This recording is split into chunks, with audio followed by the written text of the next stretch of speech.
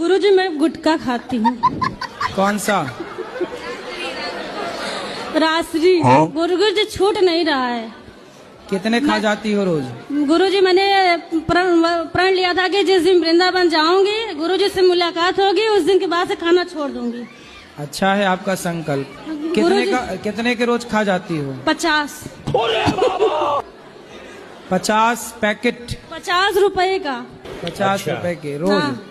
शादी गुरु जी मेरे जो पतिदेव हैं वो भी बहुत खाते हैं, कंपटीशन करते हैं।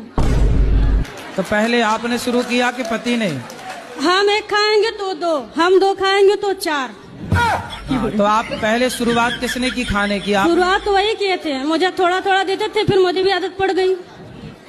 अच्छा, वो खाते थे तो आपको भी देते थे? हाँ। और गुरुजी जैसे मैं वो अब कैसा अब उल्टा हो गया, अब वो 1 खाते हैं तो मैं 3 खाती हूँ।